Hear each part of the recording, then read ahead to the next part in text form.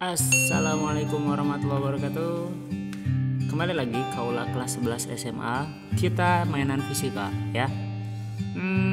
Kita ada di bab gelombang yang menjadi batu pijakan buat kalian nanti belajar bab selanjutnya, karena bab selanjutnya di kelas 11 semester 2 itu ya banyak ngomongin pengembangan atau spesialisasi dari bab gelombang.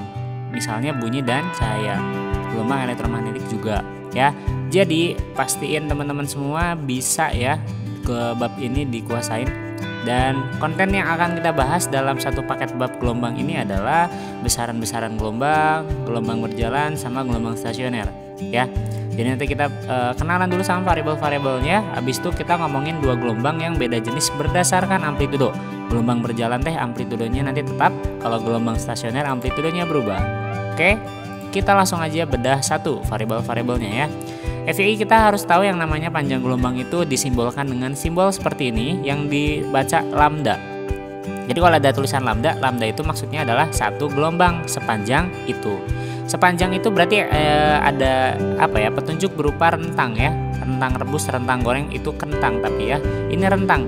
Nih misalkan nih dari panas sini sampai panas sini itu katanya namanya satu gelombang alias satu lambda. Kalau boleh dikasih clue, ya bolehlah dibilang satu bukit satu lembah itu namanya satu gelombang. Boleh juga dari pucuk sebelah sini sampai ke pucuk sebelah sini itu namanya satu gelombang. Dan boleh juga dari dasar lembah satu ke dasar lembah satu yang berdekatan itu juga namanya satu gelombang atau satu lambda ya. FYI, di sini kelihatan ya ada dua jenis gelombang, ada transversal sama longitudinal, itu beda berdasarkan arah rambat ya. Jadi konstruksinya beda, tapi sejatinya besaran-besarannya kurang lebih sama ya. Kita lagi ngomongin besaran lambda yang ada di transversal maupun ada di longitudinal. Tapi kalau di longitudinal satu lambdanya itu bernilai satu panjang rapatan dan satu panjang renggangan. Jadi kalau satu rapatan doang namanya setengah lambda tuh ya. Kalau boleh dilihat dari gambar ini berarti ini ada dua lambda atau dua gelombang utuh ya. Oke, lanjut, kita punya variabel periode dan frekuensi yang kayaknya ada di getaran juga ya, karena memang gelombang sejatinya adalah getaran coy, getaran yang merambat gitu ya. Jadi kalau getaran cuma nyimpang di satu titik saja melewati titik setimbangan, tapi kalau gelombang itu ya dia merambat, jadi getarannya itu atas bawah misalkan ya. Karena merambat berarti nanti dia gerak ke kanan, jadilah tertarik membentuk bukit lembah seperti ini ya. Oke, periodenya sama kayak di getaran ya. Dia adalah waktu dibagi banyaknya getaran atau gelombang kalau konteksnya gelombang ya. Kalau frekuensi ya tinggal dibalik, makanya boleh berlaku hubungan T seper F atau F seper T ya. Jangan lupa frekuensi itu hertz atau seper second satuannya. Kalau periode itu second, karena periode itu ya waktu gitu ya. Next, terakhir kita ngomongin variabel cepat rambat gelombang yang nilainya sebenarnya dari GLB S per T, jarak dibagi waktu. Tapi kita pakai sesuatu yang sama untuk jarak dan waktu, namanya jaraknya itu satu gelombang namanya lambda, waktunya satu gelombang namanya periode. Kan seperti itu sama dengan frekuensi, jadi boleh juga ditulis dalam bentuk seperti ini.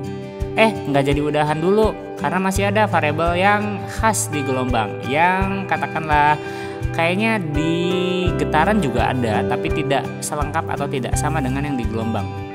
Ada yang namanya fase gelombang atau sudut fase gelombang. Maaf, bukan atau, dan ya.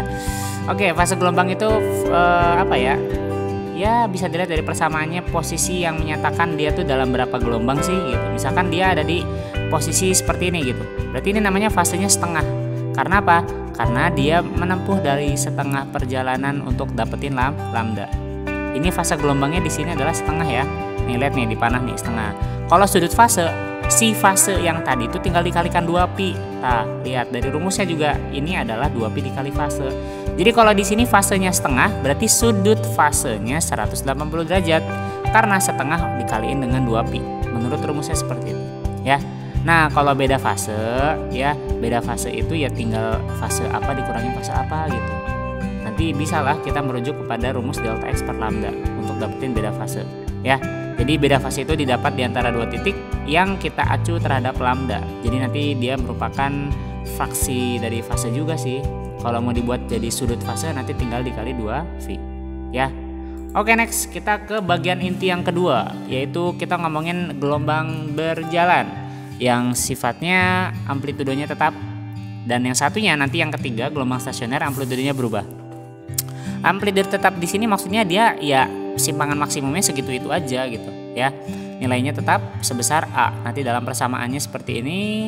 Dan FYI ini plus minus saya pengen teman-teman biar nggak keder ketukar, apalin salah satu aja. Yuk kita apalin, kita ambil plus. Berarti nanti kalau artinya di sini plus tuh gelombang akan pertama kali menyimpang ke atas ke sumbu A positif atau ke amplitudo yang bernilai positif.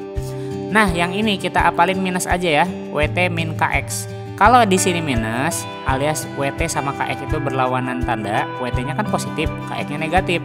Jadi di sini minus, itu artinya gelombang merambat ke arah kanan. Ada yang protes, kok kanan negatif sih gitu kan? Ya ini bukan koordinat kartesian ya, ini hanya grafis dari gelombang yang bergerak dengan kita mengacu pada apa sih di sumbu Y-nya, apa di sumbu X-nya. Tapi ini bukan kartesian yang plus minusnya rigid kanan positif kiri negatif ya. Oke, jadi ke kanan nanti di sini negatif ya nggak apa-apa. Ini sebenarnya ada alasannya dan ada penurunan rumusnya, tapi kita skip dulu ya, karena nggak terlalu esensial ya. Oke, ini persamaan gelombang berjalan ya. Oke, nanti ada perbedaan dengan persamaan gelombang stasioner. Itu di sekolah saya baru masuk ya. Ini pagi-pagi banget saya. Oke, lanjut. Kita punya omega di sini dan punya K di sini itu relatif asing ya. Kalau Y itu simpangan, A itu amplitudo, T itu waktu, X itu jarak. Nah, omega di sini adalah frekuensi sudut yang bisa kita pecah atau kita uraikan dalam rumus seperti ini. Ya, kalau K-nya itu bilangan gelombang, ya bisa dipecah juga dalam rumus seperti ini. Nambah lagi nih rumus cepat rambat. Kalau memang datanya itu persamaan simpangan. Kalau ada persamaan simpangan, sebenarnya persamaan percepatan juga bisa buat dapetin V, ya. Oke, dapatnya dari mana? Dari omega dibagi K. Atau kalau nanti kalian nggak bisa terlalu spesifik melihat omega dan K, pokoknya koefisien T dibagi koefisien X. Pokoknya depannya huruf T angkanya berapa, depannya huruf X angkanya berapa, terus dibagi deh koefisien T dibagi koefisien X. Nanti ketemu deh V itu nilainya, ya. Oke. FYI, ini persamaan simpangan. Kalau omeganya sama K-nya saya ganti sama 2pi per T dan 2pi per lambda. Nah, nanti kan di dalam sama-sama punya unsur 2pi ya. Saya keluarin tuh. Ya, saya keluarin. Nah, nanti yang sebelah sini namanya fase. Seperti yang tadi kita udah kenal di bagian segmen pertama. Yang dikurung dalam ini namanya fase gelombang. Kalau fase gelombang dikali 2pi jadinya sudut fase gelombang. Ingat-ingat ya, sudut fase. Kenapa? Karena abis sin cos itu kan pasti ya bentuknya sudut gitu ya. Oke. Next, kita ke persamaan kecepatan di gelombang berjalan dan persamaan percepatan gelombang berjalan. Kalau boleh dilihat langsung head to head ya. Sebenarnya kecepatan dan percepatan ini mirip kayak di konsep GL ya. Secara kalkulus, kecepatan adalah turunan pertama dari simpangan atau posisi. Kalau kalau percepatan dia turunan 2 kali dari simpangan alias turunan pertama juga dari kecepatan. Ini diturunin aja secara trigonometri ya. Oke. Kalau kalian nggak bisa terlalu mahir menurunkan, ya mau nggak mau diapalin. Kan cuma beda dikit doang kok, sin jadi cos, omega nanti ada di depan untuk kecepatan. Untuk percepatan omeganya nambah lagi, tapi cosnya diturunkan tuh jadi min sin ya. Oke. Di sini saya pengen nunjukin kalian harus jeli kalau nanti ada pertanyaan kecepatan maksimum. Ini kecepatan dan percepatan mengandung mengandung elemen trigonometri di mana nilai sin nilai sin dan cos itu ini sini cos itu kan paling gede 1 ya. Jadi kalau ada kata-kata kecepatan maksimum, bikin aja cosnya itu hasilnya 1. Jadi 1 kali omega A ini nih kecepatan maksimum. Jadi kecepatan maksimum itu didapat ketika sudut fasenya bernilai 1 ya. Kalau percepatan maksimum berarti ketika sin sudut fasenya bernilai 1 juga dong, karena paling gede dari sin atau kosan 1. Berarti percepatan maksimumnya adalah semin omega kuadrat kali A doang ya. Begitu. Jadi untuk kecepatan sama percepatan sebenarnya dia bentuk turunan dari simpangan, dan ada istilah-istilah yang merupakan nilai maksimum yang sebenarnya kita ambil aja nilai 1 untuk nilai kosinnya gitu. Sama kayak di simpangan. Ini kalau sinnya hasilnya 1 kali A, berarti Y max itu adalah A. Ya memang begitu kan, yang namanya simpangan maksimum adalah amplitudo gitu ya. Next, terakhir kita punya gelombang stasioner yang sebenarnya dia adalah gelombang berjalan yang kebentur sama suatu dinding ya, jadi ya dia balik lagi Pas balik lagi, dia ceritanya berinterferensi atau berpadu dengan gelombang datangnya. Coba kita lihat deh satu jenis gelombang di gelombang stasioner. Ceritanya ada gelombang datang dari kanan ke kiri masuk kereta api. Sorry. Ceritanya dari kanan ke kiri ada gelombang datang. Karena di sini ada dinding yang atau sifatnya pentogan sehingga bisa memantulkan gelombang, maka gelombang bakal mantul nih. Logikanya kan di kanan masih ada gelombang datang, di kiri ada pantulan gelombang, maka mereka berdua berpadu deh membentuk suatu pola yang namanya gelombang stasioner ya. FYI, gelombang stasioner itu nanti ada dua tipe ya. Satu gelombang stasioner hasil dari ujung terikat, pantulan di ujung terikat, sama pantulan di ujung bebas. Ujung di sini maksudnya pentogan yang saya tadi ceritain ya. Nah, di pentogan itu kita lagi misalkan biar visualisasinya gampang, anggap aja ini tali ya. Nih, anak dua gambar ini namanya gelombang tali. Tali kan digobrat-gabretin atas bawah jadi gelombang kayak gini kan. Nah, ceritanya si tali itu di bagian yang ujung terikat ya talinya diikat. Ya, tali mati dead rope ya. Jadi ketika ditaliin maka ya dia nggak bisa maju mundur ke atas bawah di sebelah sini ya dong, terikat. Maka di sini akan terbentuk simpul. Ini namanya gelombang ujung terikat. Nah, kalau gelombang bebas, ujung bebas, maka tali itu di sini nggak diikat di pentogannya teh, ya.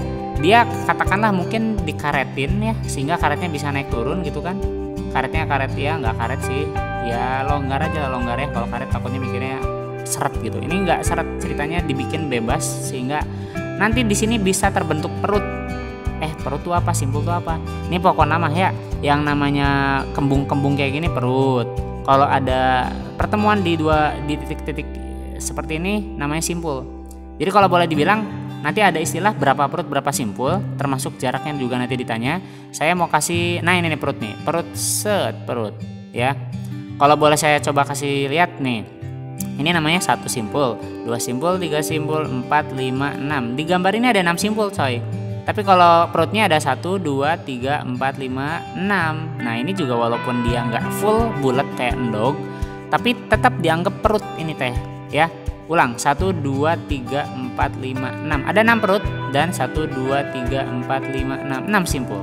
Begitu ya cara tahu berapa simpul berapa perut. Selanjutnya yang sering ditanya itu adalah jarak simpul dan jarak perut ya. Oke. Ini sebenarnya kayak rada-rada kurang kerjaan sih ya, tapi ini nanti dipakai di aplikasi ketika ngomongin bunyi ya. Fungsinya buat apa? Nanti di bab selanjutnya akan saya terangkan ya. Bukan tugas saya sekarang. Jadi kita sebelum ke ngomongin ke jarak simpul jarak perut yang ada rumusnya, itu mending kita ke persamaan dulu deh ya. Karena ujung terikat sama ujung bebas tuh ada perbedaan. Dan gelombang stasioner sendiri ada perbedaan nih gelombangnya sama gelombang berjalan ya.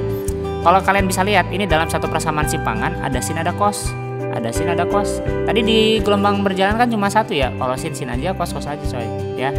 Nah sekarang karakteristiknya seperti itu ya, jadi tahu ya gelombang stasioner. Tapi lihat deh, ini Kx itu nempel sama sin, kalau ini Kx nempel sama cos. Nah ini yang membedakan antara ujung bebas sama ujung terikat. Artinya kalau kita lihat di sini ada tulisan amplitudo stasioner itu 2A sin Kx loh. Berarti nilai segini namanya amplitudo gitu ya. Jadi simpangan tuh boleh disingkat amplitudo gelombang stasioner dikali cos WT gitu ya. Oke. Jadi ceritanya amplitudonya itu berubah karena mengandung mengandung operator sin. Kalau di sini juga sama tuh, mengandung cos, bukan mengandung bayi ya. Jadi ceritanya amplitudo gelombang stasioner kan katanya tadi berubah itu menurut persamaan sinusoidal atau cos ya. Nah di sini kita bisa identifikasi ya. Kalau amplitudo itu terpaut dengan nilai Kx, amplitudo itu terpaut dengan nilai Kx, mau ujung bebas mau ujung terikat. Nah kalau gelombang stasioner ujung terikat, maka amplitudonya itu mengandung unsur sin pada Kx-nya. Kalau si gelombang ujung bebas, amplitudonya mengandung cos di Kx-nya, alias pasangan Kx-nya adalah cos, yang ini pasangan Kx-nya adalah sin. Ini akan membuat kita jadi mudah untuk bisa menentukan suatu gelombang itu dia UT atau UB sih, ujung terikat atau ujung bebas sih gitu. Misal kalian cek di X sama dengan 0. X sama dengan 0 itu acuan dari pantulan ya. Kalau terikat di sini X-nya 0 itu membentuk simpul alias amplitudenya 0. Coba kita masukin X-nya 0 ke amplitudo.